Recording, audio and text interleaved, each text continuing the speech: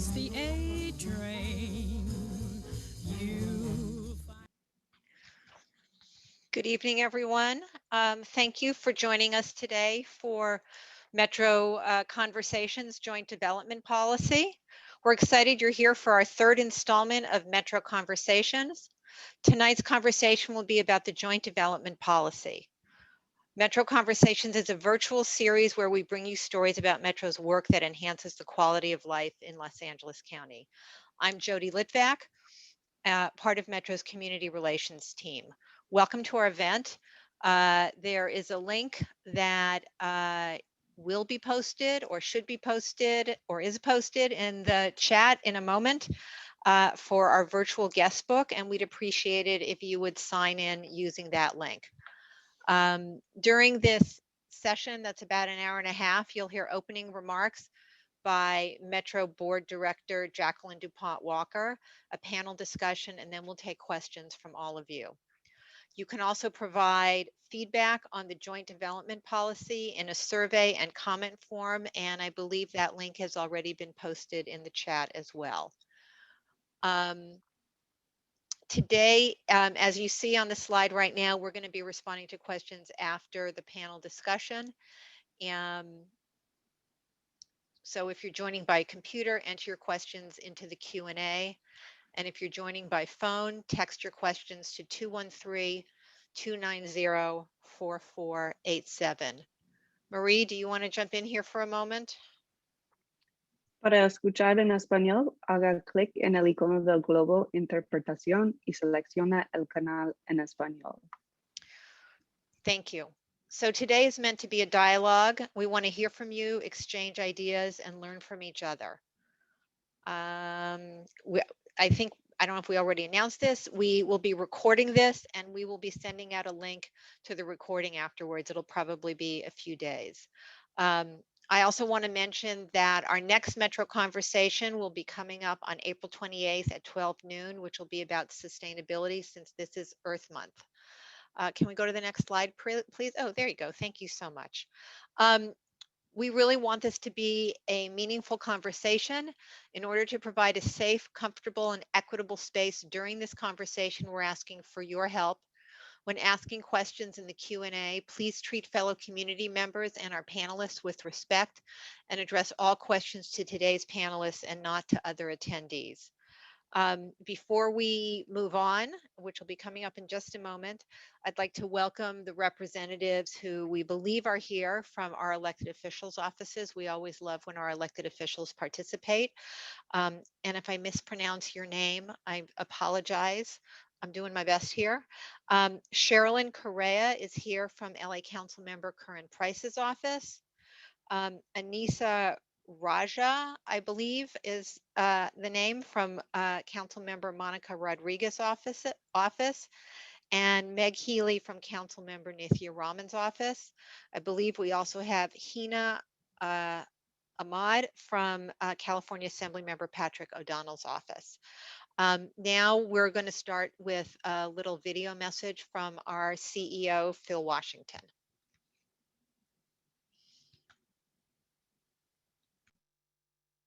Good evening. I'm Phil Washington, CEO of LA Metro.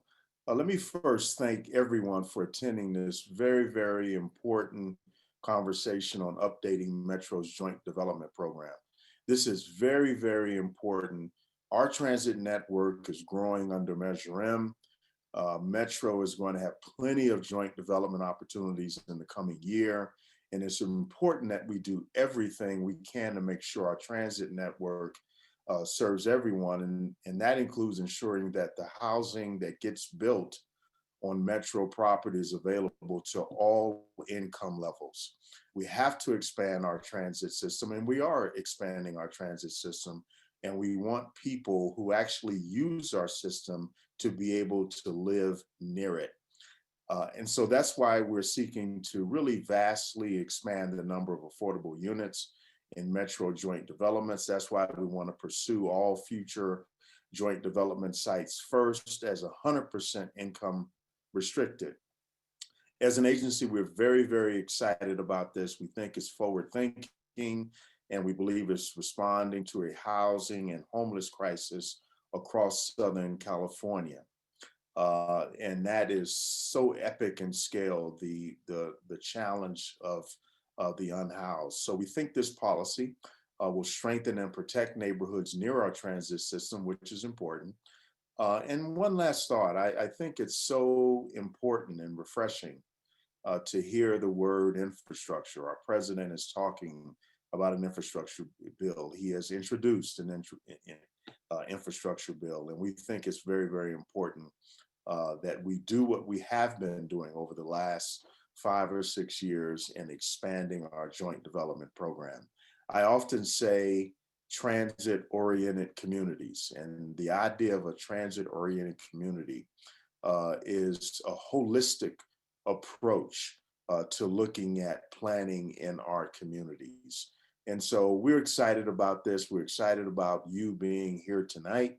We're excited about the discussion, and we're excited about you helping us strengthen and revise and rejuvenate even our joint development program. So thank you so much for being here.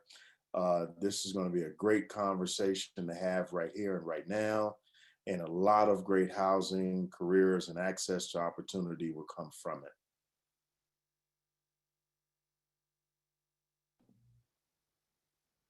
Good evening.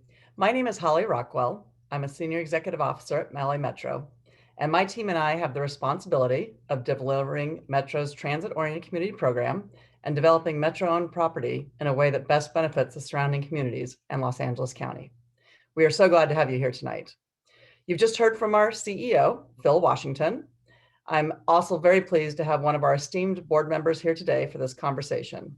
It's my distinct pleasure to introduce Director Jacqueline DuPont Walker. Director DuPont Walker was appointed to the Metro Board of Directors by LA Mayor Eric Garcetti, where she has directed important policy efforts for the agency for nearly 8 years. She's been a key leader and visionary in Metro's transit-oriented communities and joint development program. As the founding president of the Ward Economic Development Corporation, she has over 3 decades of experience in developing hundreds of units of affordable housing and a major shopping mall, encouraging indigenous leadership, creating network neighborhoods, facilitating job creation, and spearheading intergenerational community building efforts. Director DuPont Walker has been a leader in dozens, if not hundreds, of community organizations, but in the interest of time, I won't list them all tonight. She's been an inspiration to me personally and to thousands of others. And with that, I will turn it over to Director Jacqueline DuPont Walker. Thank you, Holly. And thank you, Metro team, for starting this very important conversation. On behalf of our board chair, Mayor Eric Garcetti, vice chairs Solis and Nigerian, and our entire Metro board, let me say thank you to everyone here tonight. Thank you is so important because you're taking the time to share your perspective with us. During this pandemic, you have shouldered and are shouldering so much, and we're honored that we rank among your priorities. Our CEO, Phil Washington, has already indicated the rebranding of the initiative from transit-oriented development to transit-oriented communities to make it clear that our focus is on impact in and to the communities that we serve, to provide excellence in public transportation. We cannot begin without first acknowledging the devastating effects the COVID-19 pandemic has had. The COVID-19 pandemic exposed serious inequities in Los Angeles County that are still having deadly consequences today. There has been tremendous economic damage done with businesses closing and people losing their jobs or having work hours cut. Underserved, marginalized, and communities of color continue to bear a disproportionate burden of illnesses, deaths, and financial hardships. Let me use my community as an example. I am a stakeholder in South Los Angeles, formerly known as South Central Los Angeles, which is this region's poster child for disenfranchisement because of its lower median income, smaller group of homeowners, fewer national brand shopping opportunities, struggling legacy small businesses. Yet, we truly know it for its rich assets of diversity, strong talent and native skills of resident stakeholders, legacy institutions meeting the needs of its residents when government has failed, ingenious for making bricks without straws. Now that means defying the odds and stretching to ensure that others can also enjoy benefits.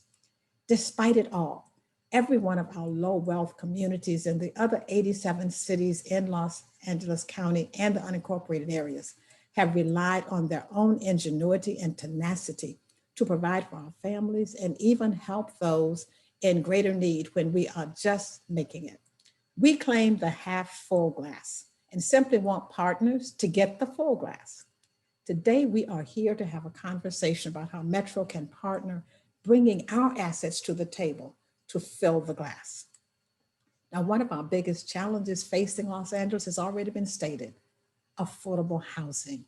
There's not enough of it, and what we do have is not matched with the needs of reentry individuals, emancipating foster kids, shell-shocked new arrivals in LA County, retirees and elders wanting to age in place, and millennials wanting to remain in the communities of their youth. In short, the rent is too high and the mortgage payment is unaffordable. With the greater economic straits brought on by a global pandemic, the most vulnerable communities feel chased out of their homes, and others can't find a house. And so we have those chased out of their homes and the houseless. How Metro uses its land can make the difference between a thriving community for all versus one that doesn't work for the working class families and individuals. Metro's joint development program is a tool, a strategy to address both housing and equity issues by ensuring that the land LA Metro owns supports the community and encourages transit ridership. So far, Metro has built more than 2,300 affordable and market rate homes, with another 2,300 on the way. A great start, but we can do more. It's just not enough. Today, we're asking you to discuss how Metro can do more through an affordable first policy that encourages the building of more affordable housing with transit accessibility. We ask you to think, what exactly is affordable? Affordable for one part of LA County may not be affordable in another. The conversation is about you, your families, your neighborhoods, your communities. In this conversation, we must ask ourselves, what is truly affordable at the neighborhood level? What makes sense in each individual community? What parts of the countywide standard make sense and don't make sense? Having flexibility and innovation will be key to our success. Conditions vary widely from site to site, and so our solutions should come from any and all available resources. One size fits all does not match LA County. Time is of the essence. Development is a time-consuming, often expensive process. The sooner project begin, the better, and the better off we all are. And we must remember the need is greatest at the lowest income levels. Let us work together to stabilize communities and avoid displacement. A more equitable Los Angeles is one in which all families and individuals can have peace of mind and give LA families places that they can afford to live in good housing, near transit, without displacing anyone. That is our goal with this new policy, and we look forward to hearing your input on how we go forward.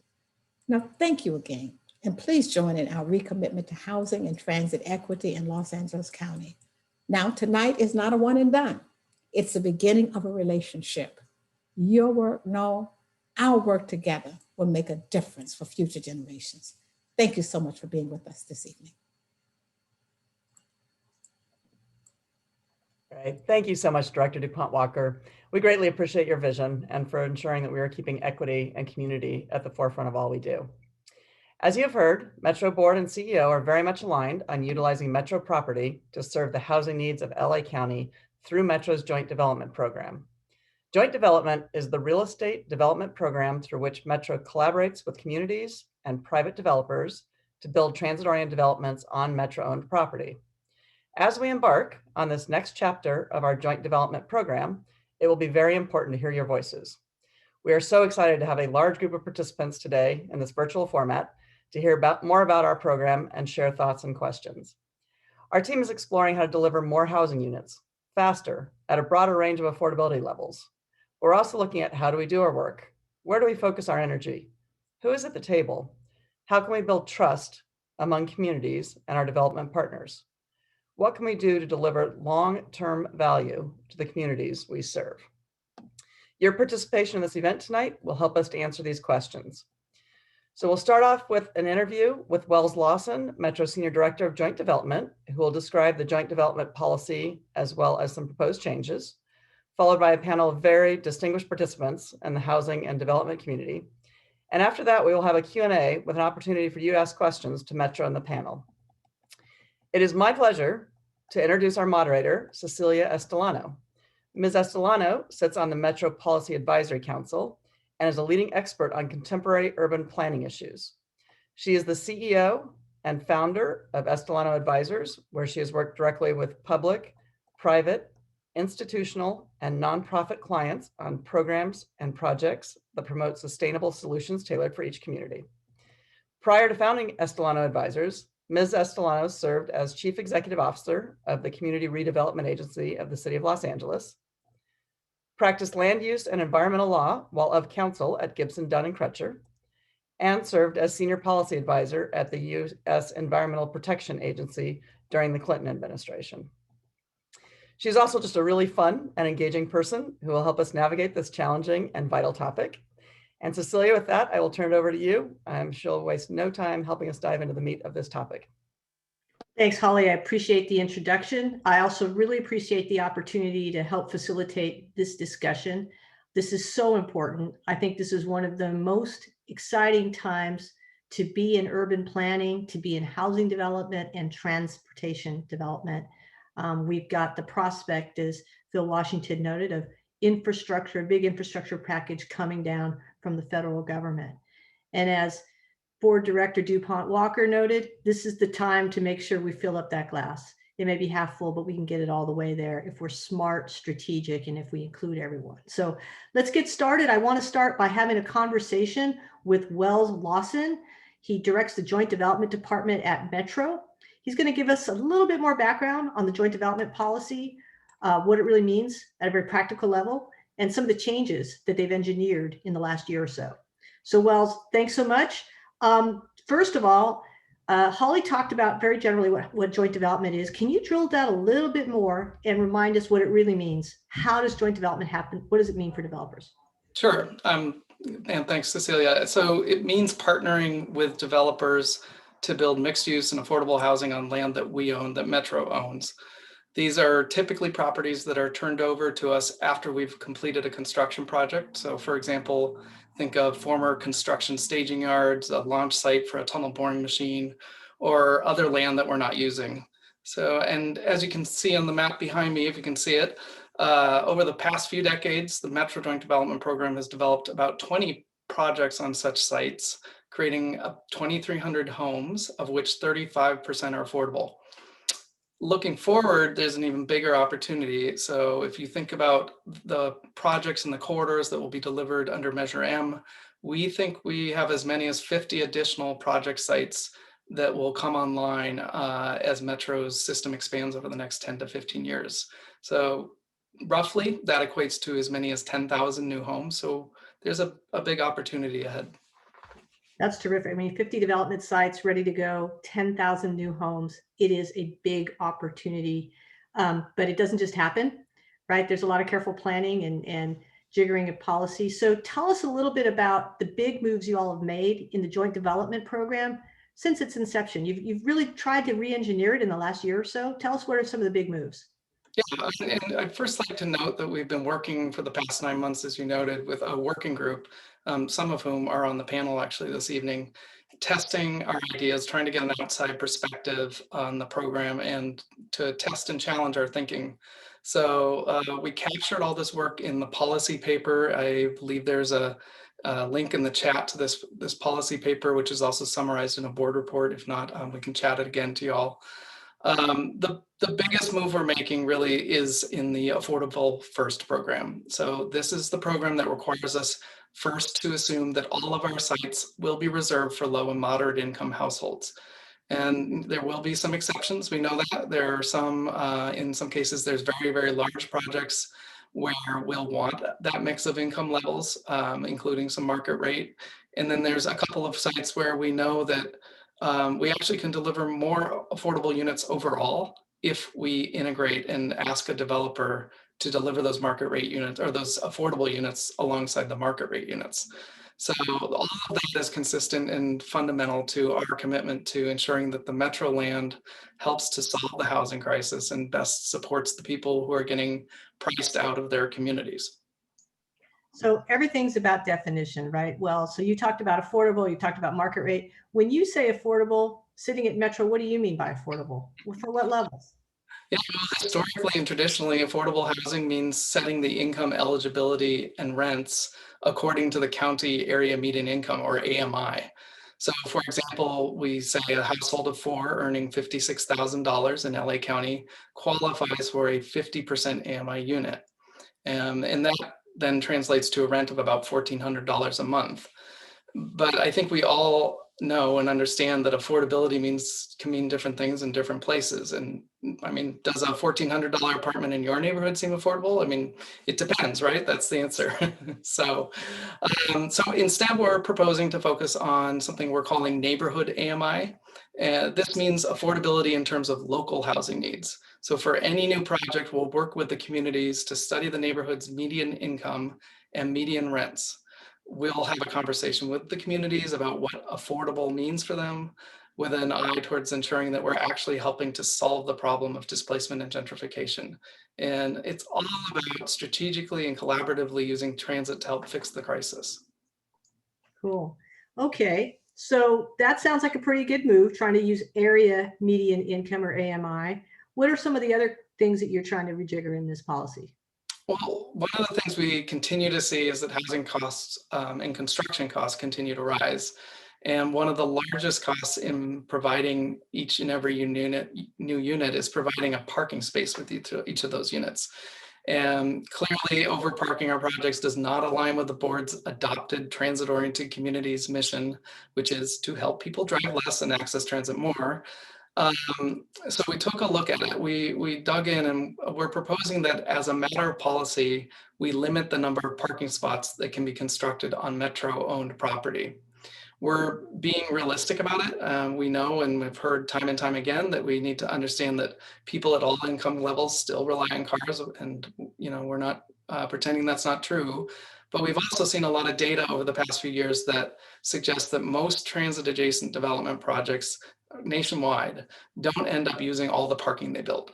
So we're putting our money where our mouth is and making sure that public transit is at the center of our projects. The other thing we're doing, this really came out of our stakeholder working sessions, is not just looking at the policy, but also looking at our processes. Specifically, we're trying to do everything we can to increase the transparency in the process of selecting developers for our sites. And we're committing to ensuring that the criteria for selecting development partners is informed by and reflects the community's vision for development. It sounds logical, but it's something that we had yet to fully codify. So those are the types of changes we're making. Cool. And I'll note to folks who just joined in, if you get to the chat box, Marie Sullivan has actually dropped a link to the JD policy, the Joint Development Policy. Check it out. One of the things that I saw in it that I thought sounded really cool was this housing lab. Tell me about it. What are you guys going to do with this housing lab?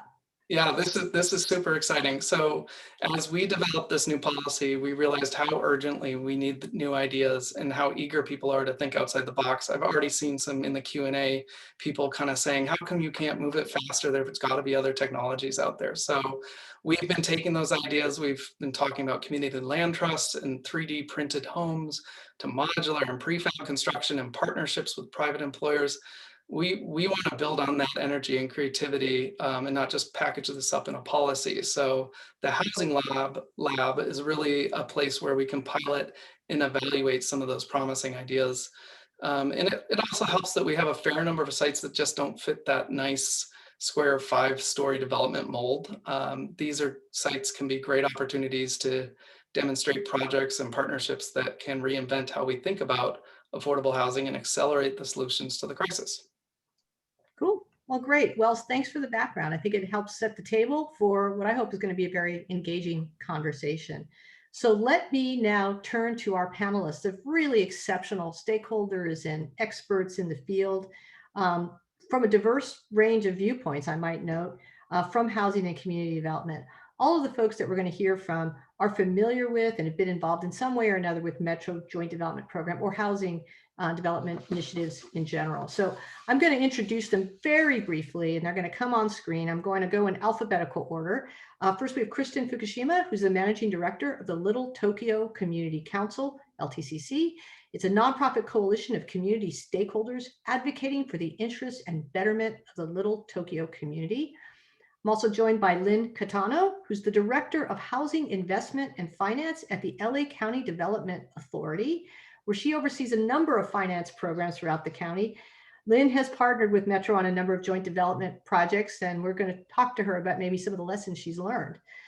Rochelle Mills is next, President and CEO of Innovative Housing Opportunities.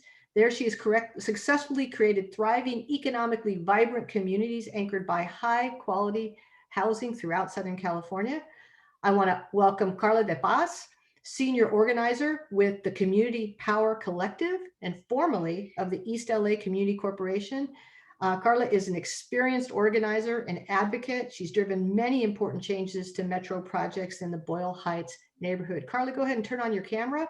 Next, I have Takao Suzuki, who's the Director of Community Development with Little Tokyo Service Center. Takao has direct experience delivering community development projects in partnership with Metro in some really pretty difficult sites, and he's been very successful in delivering those projects. We're going to hear from him out of his direct experience working with Metro. And then we also have Judith Taylor, who's a partner at HR&A Advisors. Hey, Judith. She leads efforts in market and economic analysis focused on building transit-oriented communities that ensure equitable outcomes for communities of color and low-income populations.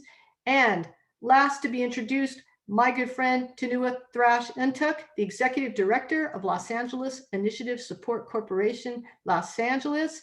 LA LISC is an organization that's focused on forging resilient and inclusive communities, which includes an innovative affordable housing financing partnership with Metro known as the MATCH program.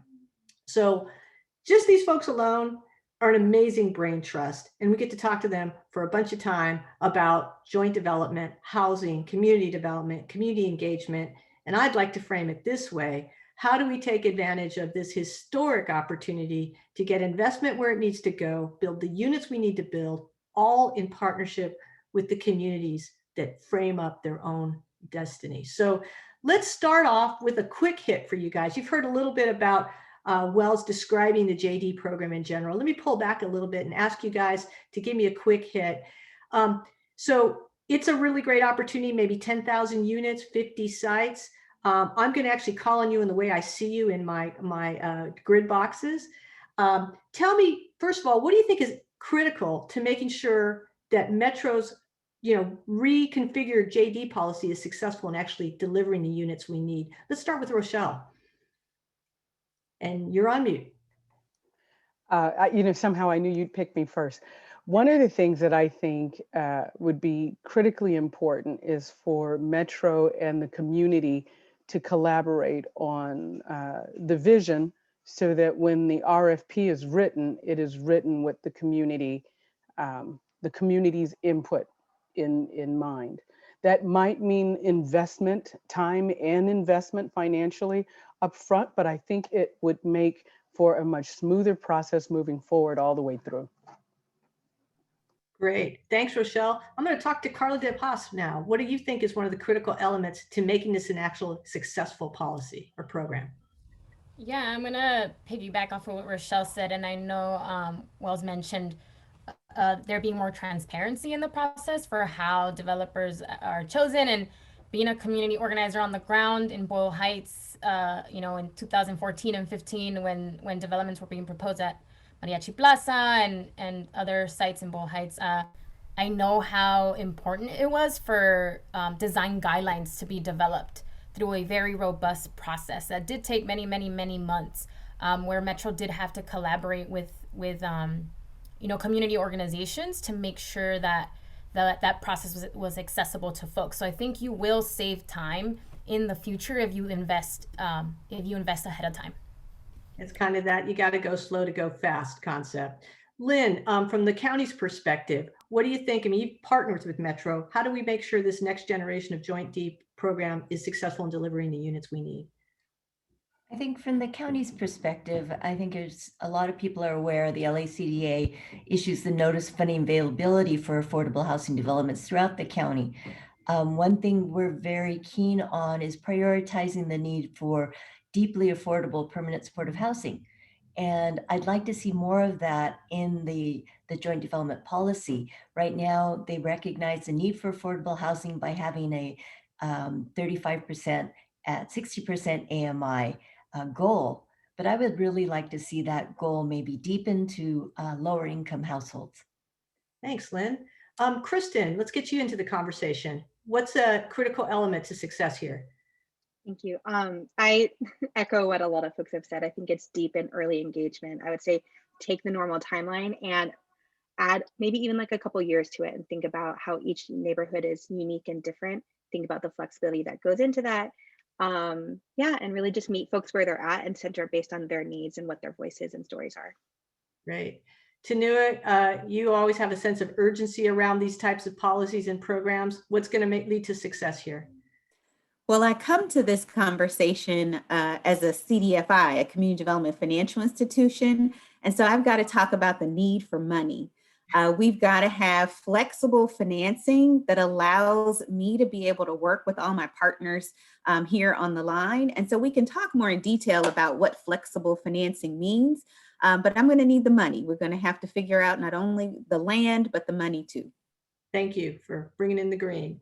Takao from Little Tokyo Service Center, what do you think is going to be a critical element for success?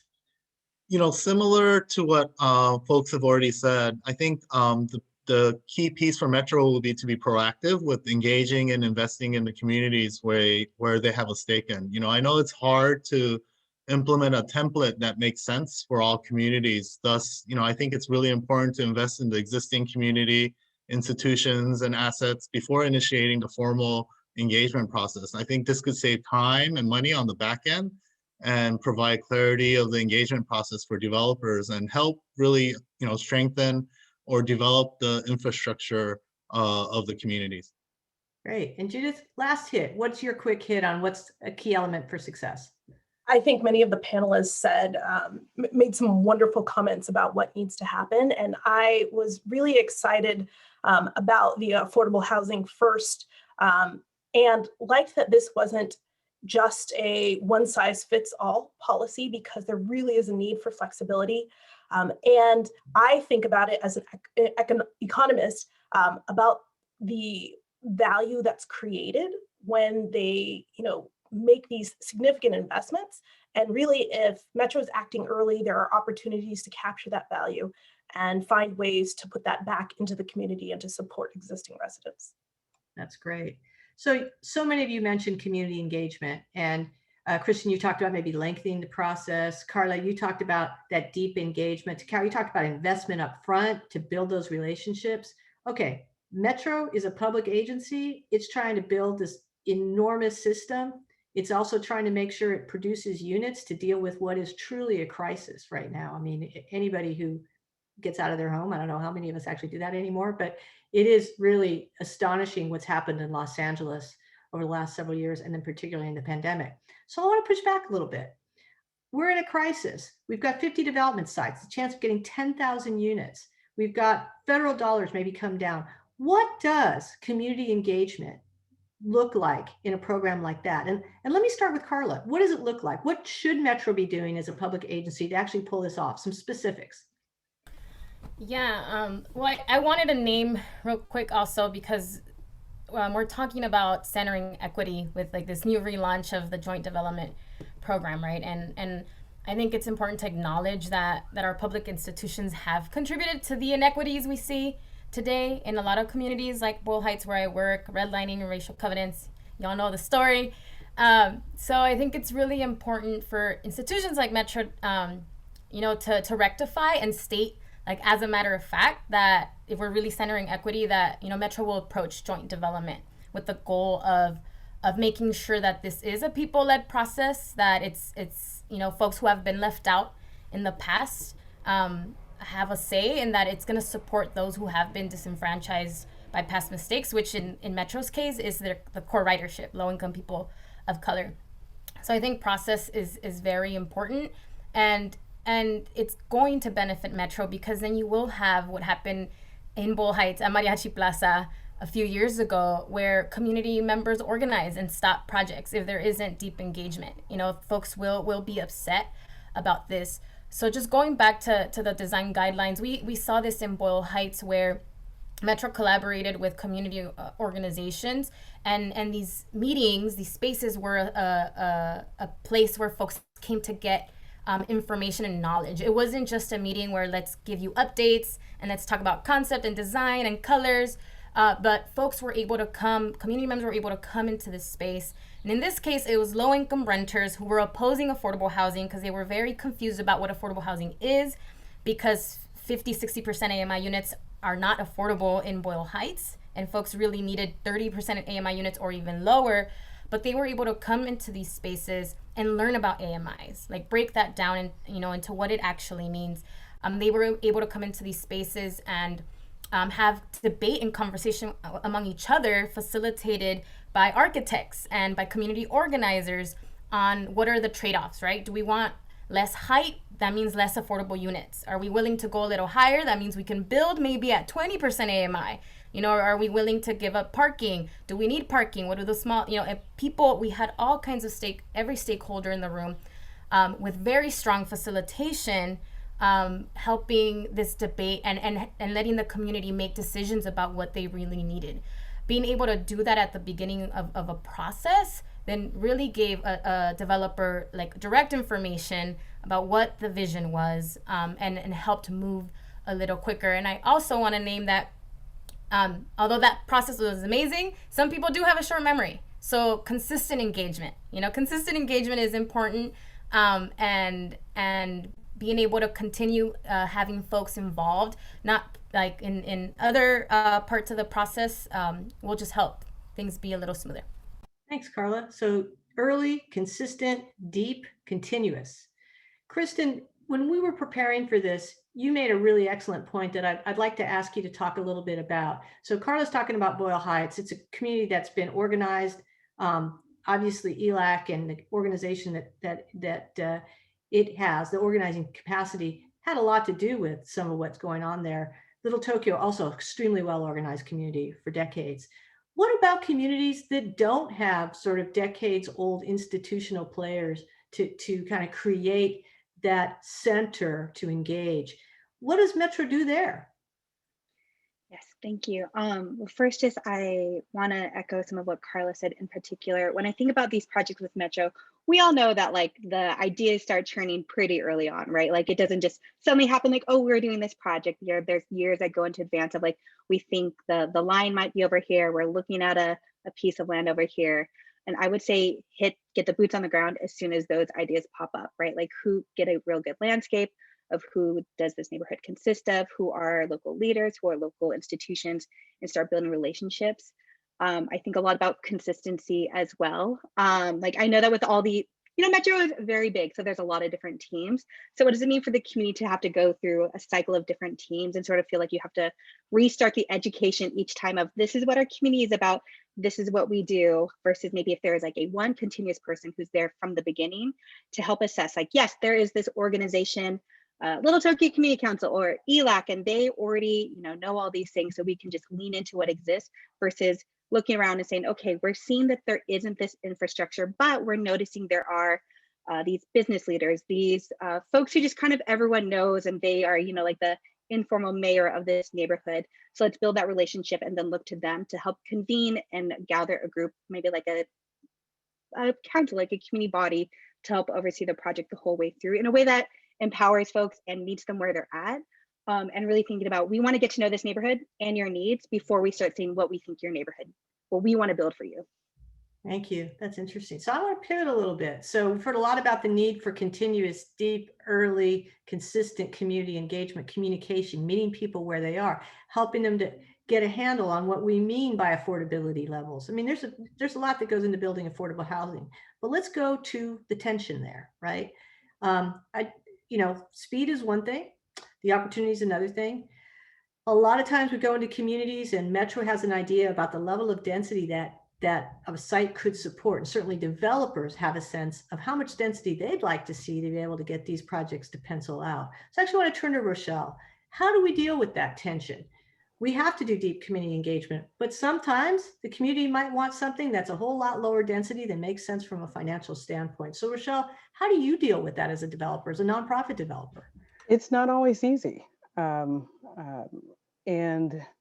sincerity doesn't equal success. Sometimes you go into a community and the goalpost moves, and that's a really difficult. I mean, when you're shadow boxing and you don't know how to get to success if the goal keeps moving. One of the challenges that we've all said it. If Metro works with the community early, consistently, I think it works really well. Once an RFP is issued, all a developer can do is address what is in that RFP. It is critically important that the community's input was put in it, was incorporated. But once that is put in, we find ourselves fighting against the ghost of, transgressions past. Somebody pissed off some community, we come in and we are painted with the same paintbrush. It's a very difficult thing to do when you are working with the information that you are able to gather from the community and the RFP, and you don't always get the grace of knowing that we are doing what we are capable of doing with the limited resources, with the timing that we're given, with the constraints that we're given. No developer wants to go in and be known as that bad guy. Right. But I believe far too often that is what we are painted with. You come into the community with a mandate that you answered. A lot of times you can't go to the community during that process. It's premature. Mm-hmm. It is sometimes offensive to the community that you're coming to them in a way that culturally may not be sensitive to them. And so you are doing the best you can do. And it is just, I tell you, it can be an uphill battle, and meeting the needs according to the RFP or even the community vision does not guarantee success. And Yes. that's a difficult thing for a developer to invest in, knowing that even if they meet the letter of the document, if they meet with the community, we still could be considered renegades. So you need that RFP before it goes out on the street to be really well community informed. It has to, the community Otherwise, has to be. it's going to be on your end, right? It's got to be. I mean, Yeah. these are projects that are going to live in perpetuity. They will certainly outlive a generation. And if there is no buy-in beforehand, then we've been thrown in with the lions. And it's not fair to the developer because we have already invested. By the time the community is brought in, we've already invested sometimes a couple $100,000. And it's a difficult thing, especially if you're a nonprofit developer, to have to explain that to your board that, well, we thought there was an understanding. We tried our best. It's a difficult thing to do. The community has to be engaged up front. But I believe I've spoken to you. I believe there has to be an accountability document on the part of the community, the developer, and Metro.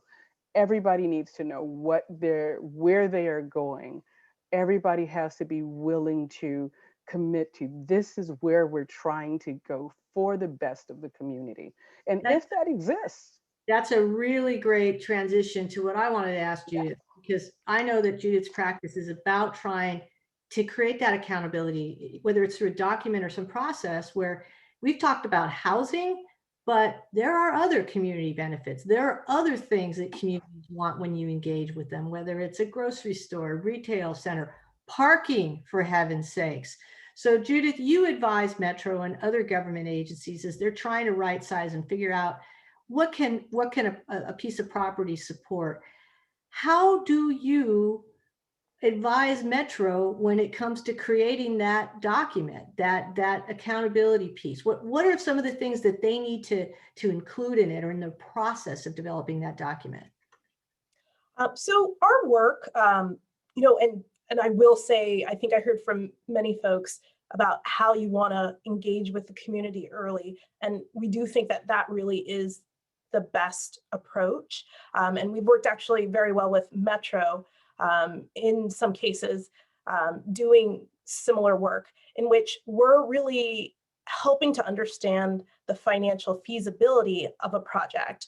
So looking to understand from a market perspective, what are those trade-offs? And Carla mentioned this, like, are you getting more parking? And what does that mean? If you give up some of the parking, can you actually get a community space?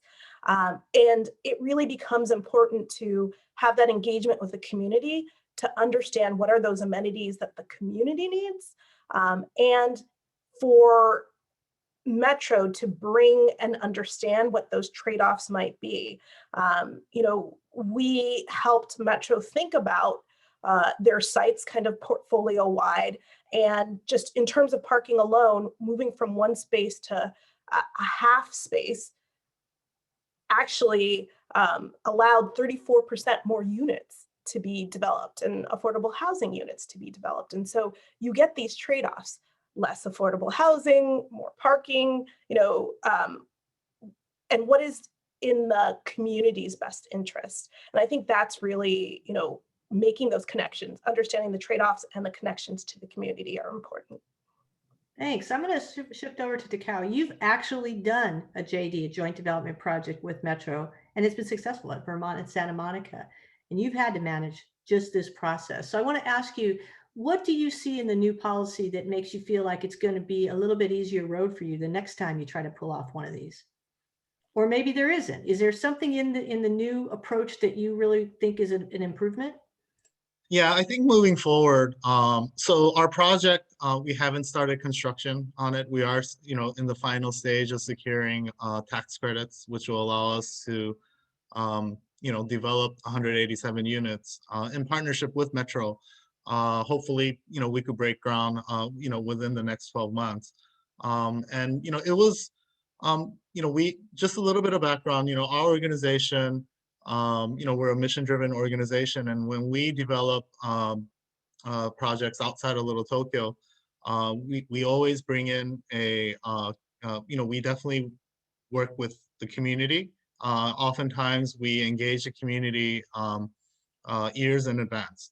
You know, so for us, you know, our approach is that, you know, we have to kind of keep an open mind and kind of be very open and humble when, you know, when engaging any community. And, you know, in this neighborhood, we hadn't worked in the East Hollywood neighborhood with the Santa Monica, Vermont project. And you know, and to be frank, it was initially very hard. You know, there were institutions there, you know, like the neighborhood council and, you know, the BID, the Business Improvement District, which was great to work with. But, you know, beyond that, you know, historically, we would prefer a deeper community engagement process. You know, we would like to go really, you know, engage people who are not necessarily always, you know, whose input isn't necessarily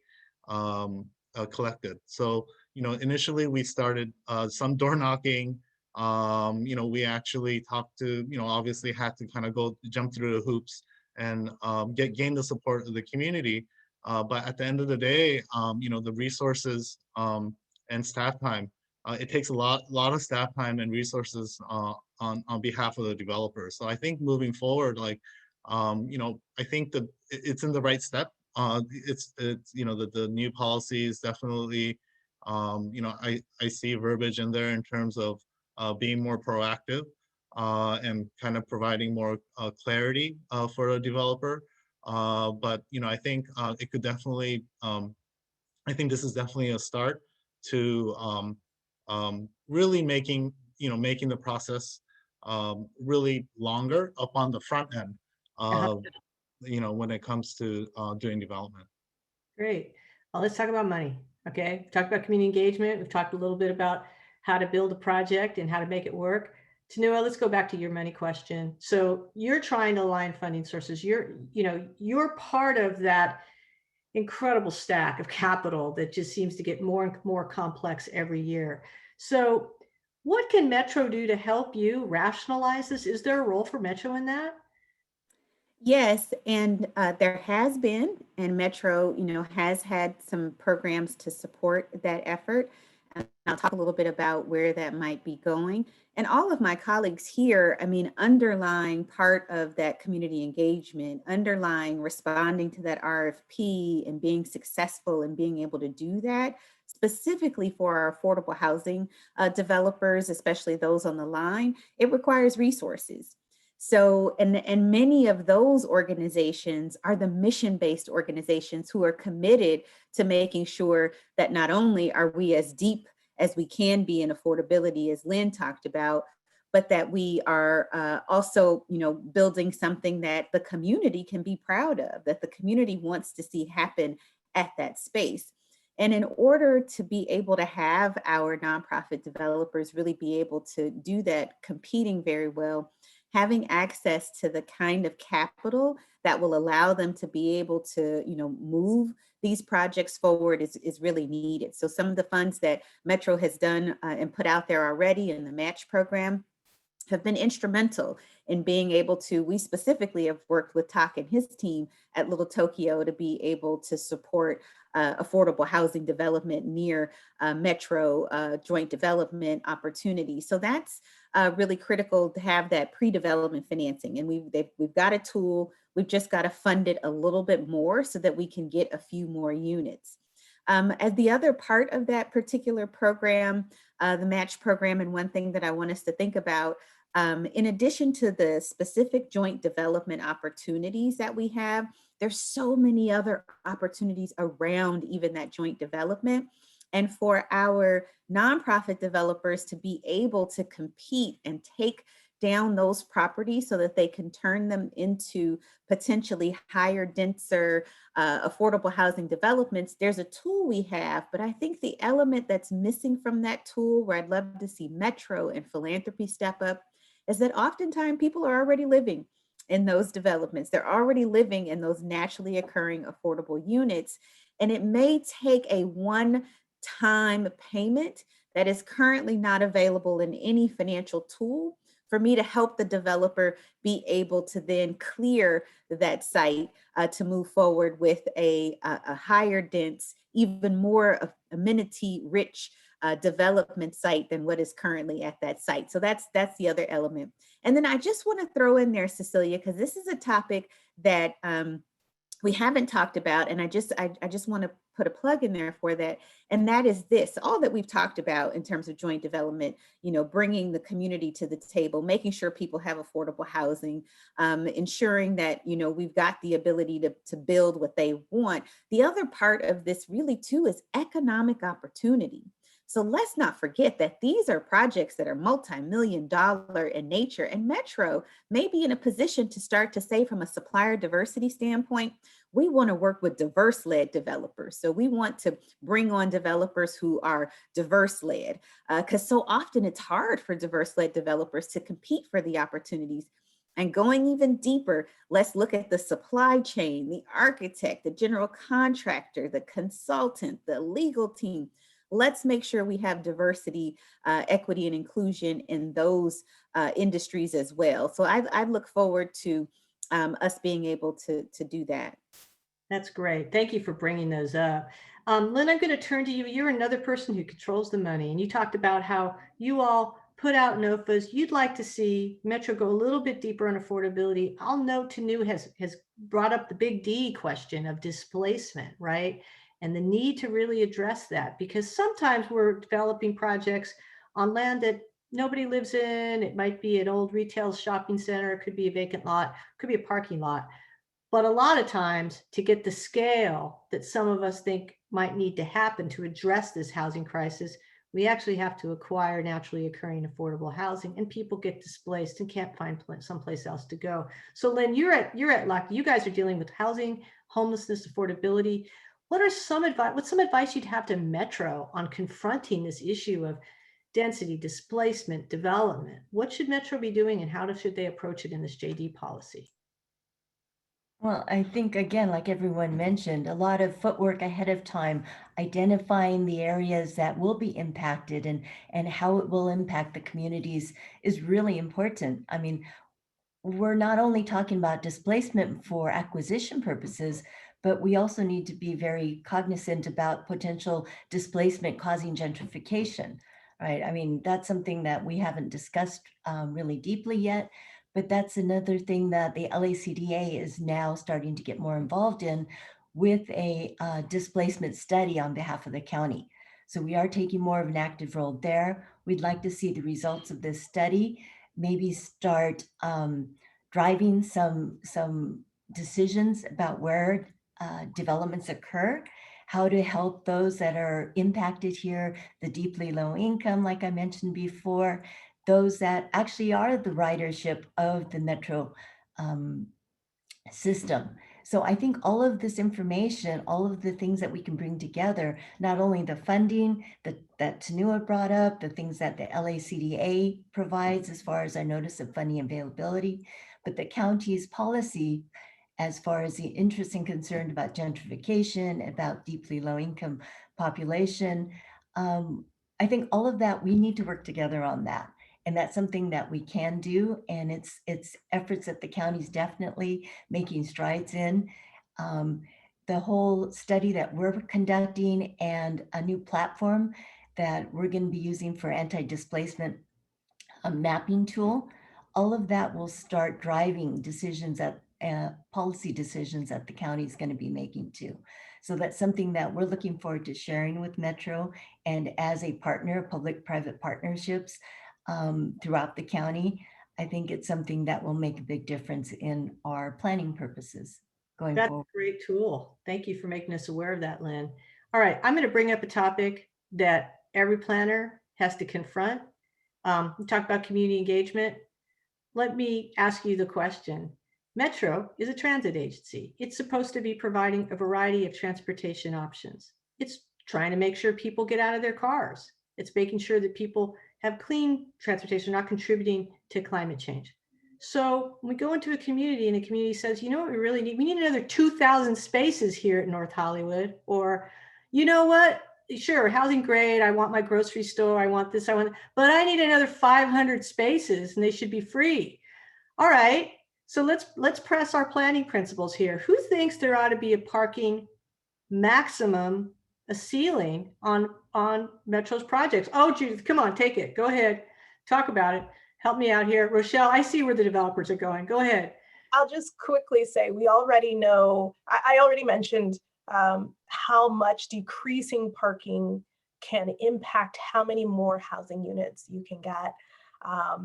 There's an extreme cost to parking. I think we're all familiar with the high cost of parking. And, you know, there's the cost of the parking directly, as well as the land cost of the parking. And so there just really are models that we need to be thinking about, shared parking, parking districts, and just ways that, you know, and possibly also the future changes in the need for parking. And we really need to be thinking about that right now. Rochelle, you want to weigh in on this? Well, it's interesting because in order to make parking work, the cost is just astronomical. In a parking garage above the ground, you're talking about between $40,000 and $50,000 per space. Parking underground and trying to fit it in between the venting spaces and the, you know, it is just, and we are already getting hit from all sides on the cost of affordable housing. But it's so interesting to me that people need a place to house their cars before they house their neighbors. And I thought it was just clear with Metro, that the goal is multimodal. But in LA, we love our cars, you know, and that's the reality. I think when we push for economic opportunities with, you know, opportunities to build robust, meaningful retail, commercial, cultural spaces and housing versus cars, we will lose to cars every time. The community is just going to default to, but we must have it. So let me bring our community organizers in. Carla, help us out here. I'm ready to jump in there. Come on. Yeah, no, I think we really have to focus on Metro's core ridership. And again, we're like talking about equity, like, you know, folks who depend on public transit. If you go into Boyle Heights and you're actually doing the work of getting on the bus and talking to bus riders, waiting at the train stops, and just to point out, like today, the survey on the policy document for today is only online. So that's not an accessible way to get feedback from bus riders or you know, folks who live in Boyle Heights. But if you're actually talking to those folks, like they depend on transit, you know, that's what they need. And I know that it's hard sometimes to go into communities on the west side when you have people screaming at you about the character of the neighborhood. You know, but your neighborhood has that character because all the freeways got dumped on top of Boyle Heights.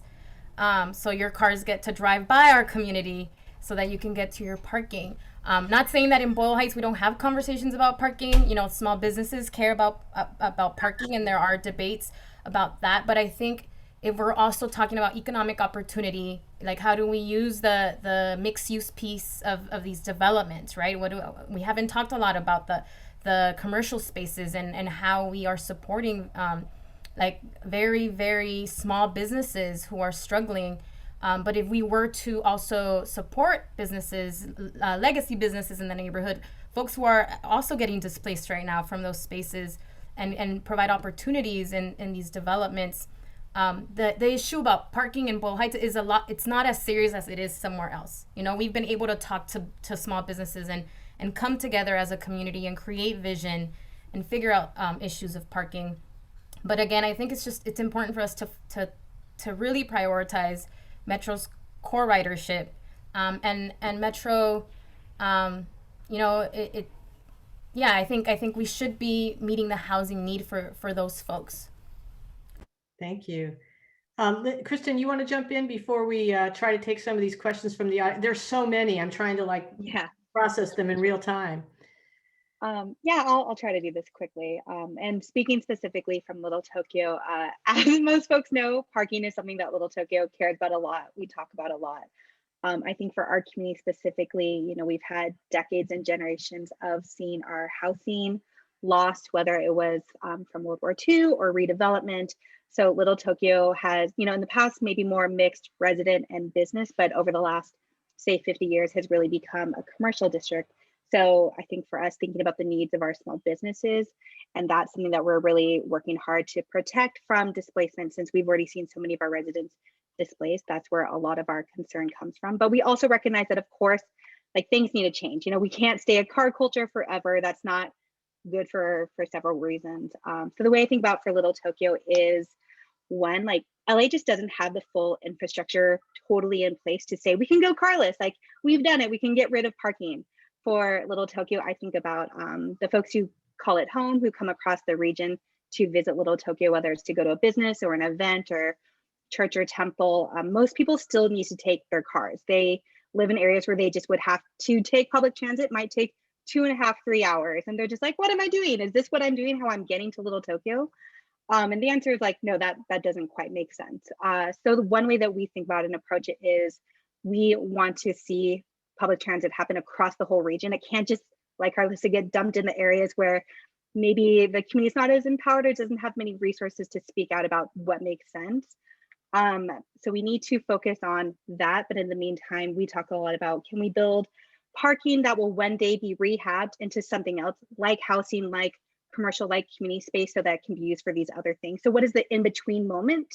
So instead of just cutting it off and saying no more parking, everyone jump in your bus or train. Like we need to, like, one, we should lean more into buses, right? Like rail takes a very, very long time.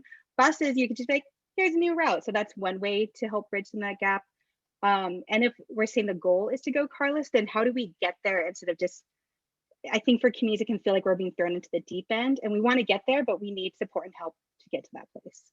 Great. Well, thank you, Kristin. We're going to move on now to Q&A from the audience. And while they're teeing those up, I pulled up one from our friend Bryn Lindblad of Climate Resolve. So interesting. Can Metro enter the community conversations with information on existing land uses? For example, how many grocery stores, childcare facilities, et cetera, are there locally? This information can help communities be informed to determine what they want from the joint development project. I think it's a really interesting point. We talk about transit-oriented communities at Metro. We don't just say affordable housing communities. We're talking about complete communities. Wells, do you guys do much of that where you actually provide some data for folks so they have a sense of their own community and some of the assets that are there as they're trying to think through envisioning the next phase of their community? Yeah, we do. And it's a great question because honestly, in my mind, I think we could do it more and better. There's a lot of pieces that go into that inventory or assessment of a community. I mean, you want to know where the grocery stores are, where there's, get feedback from people on what they're missing is sort of the question we typically ask. What are you missing in your community? But there's also the need, I think, to think about it even broader than the physical aspects. So what kind of program aspects are you missing? In some cases, certainly in Venice, we've gotten feedback that what are we doing for the artists? How can we keep, this is an age-old problem in Venice at this point. Is there anything we can do through this program to help retain artists? And so I think to everyone's point, the feedback's been great thus far. The community conversation is where you get those really critical pieces of information and feedback. Okay, we're going to now have the disembodied voice of Jody Litvack, who's going to help toss us some questions, I think is how we're going to do this, right, Jody? Sure. Does that work for everyone? Works for me. Okay. Yelena Zeltzer, if I'm saying it correctly, wants to know, do Metro's joint development policies include anti-displacement considerations? Often new TOD development can trigger or exacerbate gentrification. Metro needs to have language in place to prevent displacement of the existing communities. Sounds good. I don't know if anybody wants to respond to that. I agree. Yes. All right, I've got another one. This is from Cindy Soto. Will you require this housing to be built green? So one thing is a question, and then I want to ask folks in the panel, are you hearing that increasingly from community members that they care about it? I'm just sort of curious. Yeah, if I could jump in. Yeah, we are definitely hearing that from various sectors of the community. As an affordable housing developer, we're required to build green, not just through Metro, but through other public agencies, including the Tax Credit Allocation Committee and the county and what have you. So, we've been building green for quite some time now, and we'll continue to do so. I'd love to see us as well think about green in a variety of ways. So not just the materials we're using and the way we're recycling potentially materials on site, but the fact that we are developing near transit and the impact on the environment in that way, and then the type of development that we are putting in place. So to the extent that we can create more family housing, to the extent that we can create more intergenerational housing, that too can have an impact on decreasing sort of the vehicle miles needed to be traveled, or in order to have an impact on the environment as well. Lynn, looks like you're tapping in as well. Go ahead. Yeah, as Tuck mentioned, the county does require green as part of their funding requirements. So we require, Green Point rated or LEED as a condition of our funding. And we also, not only the materials and things, but we also encourage education for the tenants as part of that. So I think it's important for the residents in these developments to acknowledge what it means to live in a more green environment. This is Rochelle. I'd love to say also, it is when people ask for green, they're not asking simply for technology and those components of the building, but you'll see in some of the questions, they're also asking for green space and external space. And what I would love to see more of are spaces where people can just be, people can just go and enjoy themselves. And so looking for ways, a good developer, a good program would be to also peel back and allow some of those spaces where people and residents can enjoy the skyline or the community or some living, breathing green space. And that's part of, Tak is absolutely right. It's already a mandate in affordable housing. That's one of the reasons why, affordable housing is expensive, is because we become the catch-all for all of the hopes of the community.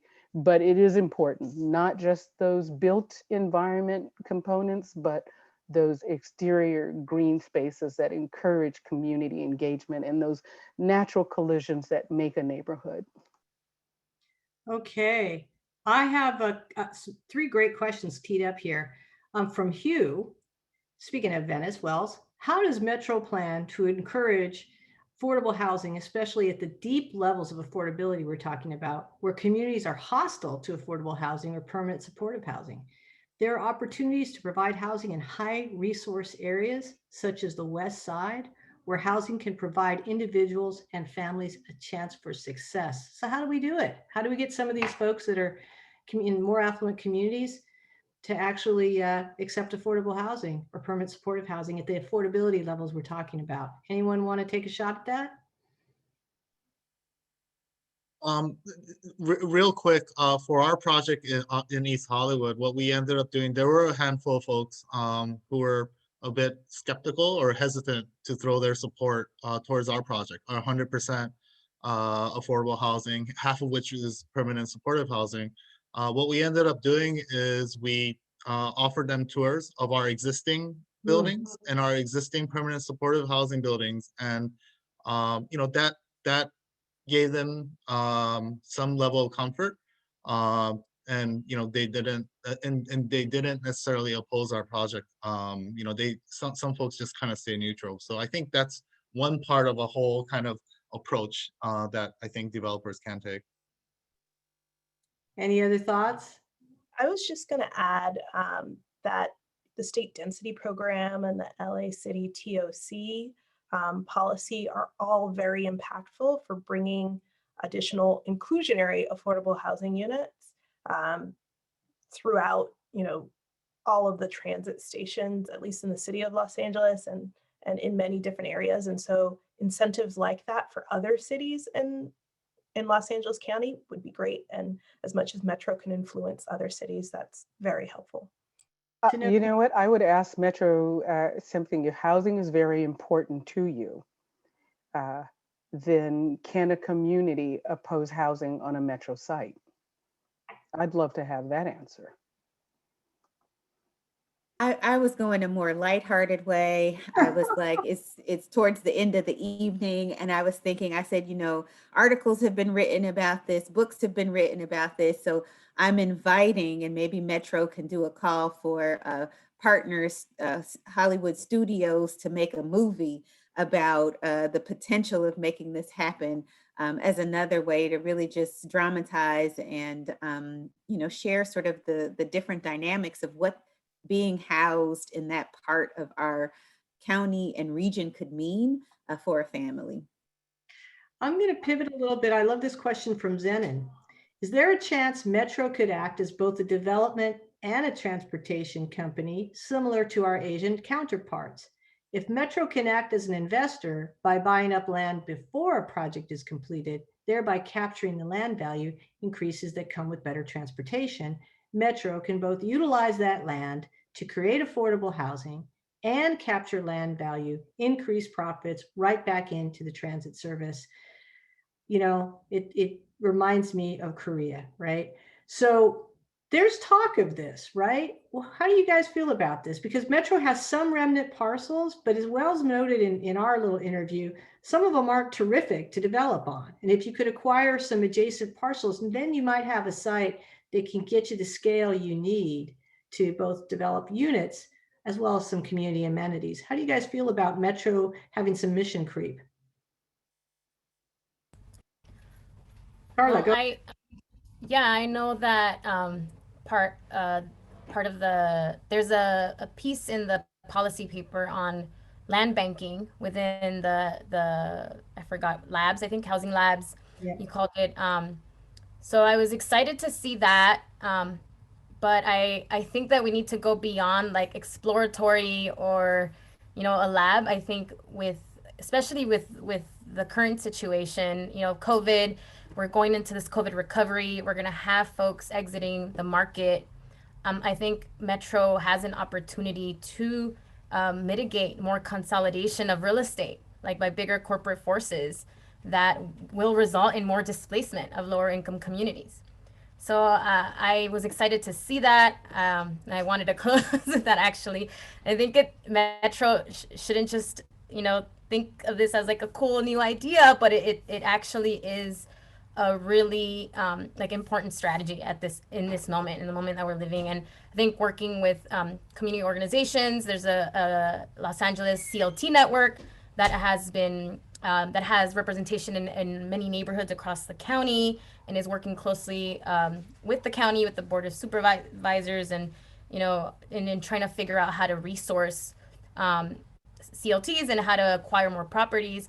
So I think that CLTs are community land trusts, for those of you who may not know. Thank you, Cecilia. So I think this is an opportunity for Metro to also be a partner in that strategy, and to really help keep this wealth in the community, and help keep affordability for the long term, and to not allow for a bigger corporate interest to kind of ravage through our neighborhoods again and have more waves of gentrification and displacement. All right. I've got another question here, interesting, from Barbara. One of the issues that is related to gentrification and should be looked at is the impact of rezoning being done to increase density near transit. When the land is upzoned, such as in the neighborhood transit corridor plans, we see that the value of the land increases in and around those plan areas. That increases the cost of housing built there and the cost of housing nearby, as landlords see the market forces at work with higher rents being obtained. That seems to be a vicious cycle. This is that eternal problem, right? Of Metro comes in, we want to upzone to get the density we need. It creates this market signal, and the next thing you know, we're spreading increased property values, gentrification, displacement. What do you all think about that? What do we do about that? Judith, please. So if I can add, Carla just talked about community land trusts, and the previous question was about value capture, and I mentioned that as well. With public investment that Metro makes, it does impact property values. It's kind of a economic theory that you're basically providing better access to employment centers, and so the value of the land is going to go up, not just in the station area, but throughout the neighborhood.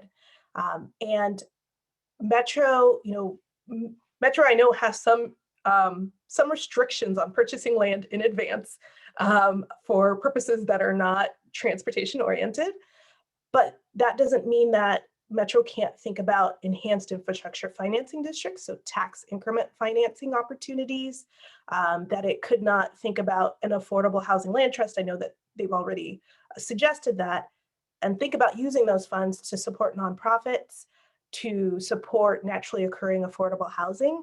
I've spoken with several others, and we would all love to see Metro play a bigger role in supporting the naturally occurring affordable housing that exists currently. That's actually an extremely cost-effective way to support additional affordable housing, or to maintain additional affordable housing, as well as to fund additional new affordable housing projects. Thank you, Judith. Anybody else want to comment on that? I think this is one of the most critical, given the work that I did with West Angeles when I was executive director, and the Crenshaw Corridor, and Judith and the HR&A team were working with us years before the train line even came online. We had always hoped that the market would come and behave in such a way that would bring, benefits and distribute those benefits in a way that everybody in the community would have a chance to enjoy. And that just doesn't happen. It just does not happen. We have Metro, I know, is very well aware of and trying not to be a public entity that transfers wealth to a few private hands. And that's what happens if we are not able to break this vicious cycle. And all of my colleagues up here have talked about that. So to the extent that there is a way to have development at the scale and the way that we'd like to see in neighborhoods, where that major transfer of wealth doesn't just end up from the larger public to a few smaller hands. And, so that would be great. And if that means Metro's developing, then I'm all interested in that. And then some of the other elements that my colleagues have started to talk about. So we then have to figure out if that wealth that is created, that additional value capture that is created, how can we then use that not to reward a few hands, but to be able to create the community land trust, to be able to create the cooperative ownership models of housing and of businesses and invest in the infrastructure in places. If we can come up with what that looks like, then I think we can break that vicious cycle. But that means that we have to change who benefits from these development opportunities. All right, folks, we've gotten like 60 plus questions from people. It's really impressive. And they're great questions. I know Metro may try to respond to them separately from this forum. We only have a few moments left. So let me get you guys to do another round of quick hits. And this time it's going to be your advice to Wells specifically. So Wells is trying to manage this project. He's been working on it for over a year. It's now kind of out there. Really, this forum was meant to get people to engage, entice them, right? I think it's probably pretty hard to get people to read a white paper or a policy paper about joint development. Normally, it just doesn't seem to excite people. So I heard a lot from y'all about the importance of community engagement. I heard a lot about you saying we got to go deep and we got to go consistently. So what's your advice to Wells? What's your advice to Wells on how best, and the other thing I might add, this may be coming before the board in, I think, April or May. So it's pretty soon, right? So that being said, what's your advice to Wells and his team on how to get people engaged in this? What's the best way? And, Carla, you already said, or was it, I think it was Carla, like, hey, look, if you're on the bus, you're not going to be online checking this thing out. So what's the best way to get people who are going to be affected by this to engage on this very important policy? Let's start with Tak. First of all, let me just start by saying, I do really want to applaud Metro and, specifically Wells's team for, initiating this process. And I know he spent a lot of time working on this, as well as his entire team. I think moving forward, real quick, I think it's all about leveraging its assets, leveraging Metro's assets, not just in terms of the physical assets, but Metro does have the access and the ability to coordinate with other, with public agencies and whatnot. So, I think I will say, this is, this dialogue and conversation is great, and I will just kind of leave it open with an open invitation for us, for Metro to also kind of like lean on developers such as us to continue this exploratory, dialogue of kind of creating, kind of developing creative ways where Metro could leverage, its assets. Thanks, Tak. Lynn, what do you think? What should Wells and his team be doing to get folks engaged in this? I think as far as the engagement process, I'm sure both the city and the county would love to be engaged with you on some of the policy decisions and how we can achieve these mutual goals of housing more people, maybe the deeper affordability, like I've mentioned, and how we can work together to accomplish that, how maybe we can make our funding sources align and stretch further. Like Tunua mentioned, resources for capital is very limited. So is rental subsidies and supportive services. So if there's ways we could all work together to achieve these goals, and expand the resources, I think that we would all be welcome to come to the table with you. Thank you. Kristin, what's your advice to Wells? Yeah, no, I mean, again, thank you for all this. I know that this is something Metro takes really seriously, and it's really wonderful to see. I think that the reason a lot of us have been focusing on community engagement throughout this is because we know it is critical to getting good projects that the community sees as a benefit, sees as a good thing for the neighborhood, and it helps mitigate the implosions at the end of like, oh no, the community hates this. It really is that consistent, ongoing engagement. And I think that if this policy is trying to really center community, center equity, and really make sure that community engagement is a key critical part, that would apply to this process as well, right? So who are we trying to talk to? Who is not in the room, whose voices aren't being heard? What are the hiccups that have happened in the past that have led to difficult challenges among the joint development projects, and saying, is our work accessible? Do people know what we're saying? Thinking about different ways that people learn or access information, whether it's people who don't have internet or technology, or folks who are like, I'm not going to read this paper, but I would swipe through a few graphics. Like, what are the different modalities of engagement and access and learning, and leaning into that? So if that is happening here, then that actually helps your process later all the better, because you've heard from folks what they're looking for in all of this. Thank you, Kristin. I'm going to rush everybody else. Rochelle, quick hit. What should Wells do? We got about 3 minutes in this whole forum. Infographics, different times of days. Infographics, because we've got so many different languages. Just hit it quick, but meet at different times of day. Some folks do old school. Have a call-in line where they can call in and leave a message. Great idea. A website. At some point, we may be able to get in a room together, but as many different methods as possible. Tunua. So 3 circles.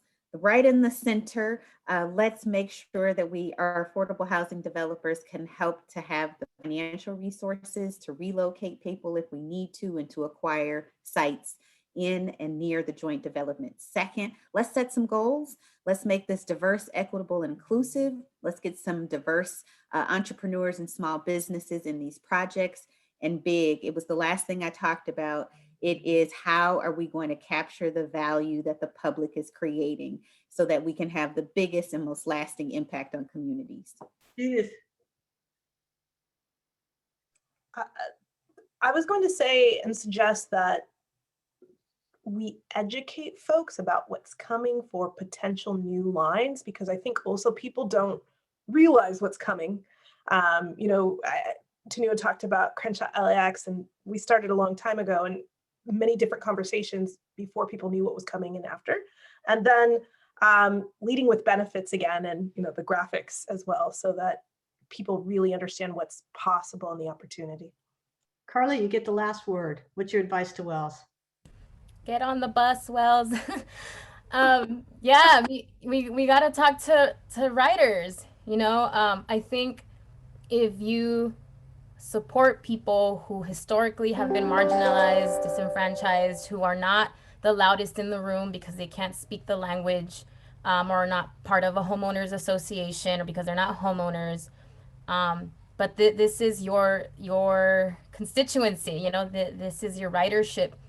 I think 75% of Metro's ridership workers who ride Metro to go to work make $25,000 or less.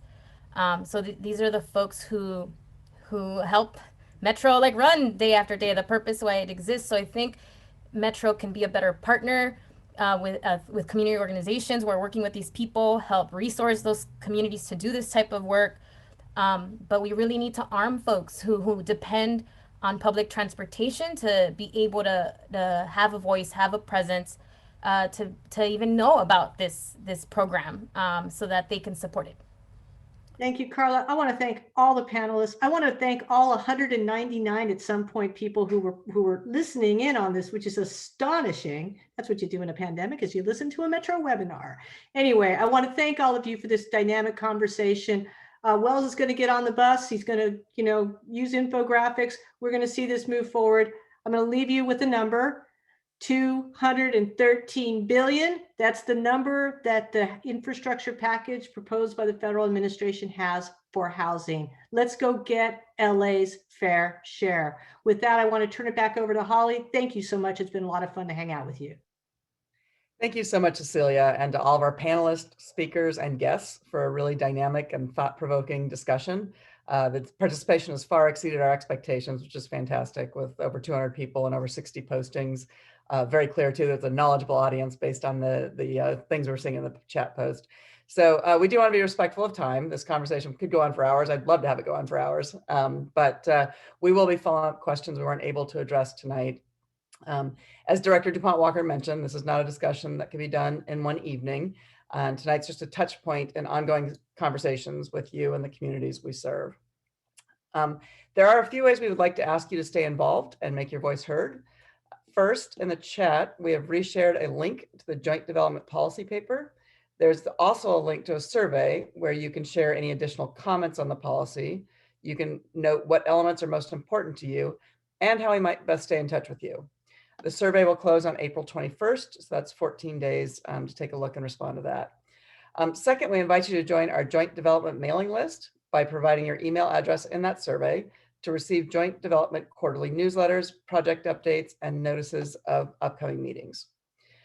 Third, you'll receive an email with a link to a recording of this event and the previous mentioned links. Please share it with your friends who couldn't be here tonight. We'd love to continue our engagement and expand it even further. We are planning to bring a proposed updated joint development policy to the Metro Board after we've had a chance to take into consideration the discussion tonight and the survey responses. We also have a lot of other exciting initiatives going on within our transit-oriented communities program, and we'll be hosting future meetings on how we can encourage transit-supportive land use, how to assist small businesses around transit, specific joint development projects that are getting underway. So please sign up for the mailing list to get those invitations. One last reminder that next month is Earth Month presentation for Metro Conversations on April 28th at 12 p.m. We really appreciate the time you spent with us tonight and for sharing your questions.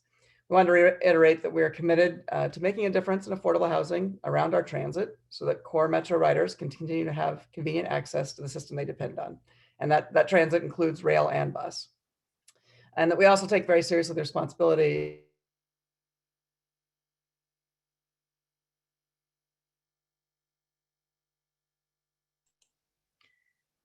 I think that means our program's over. Holly, you froze. All right, everybody. Thank you so much. Can you hear me now? Gotcha. Yes.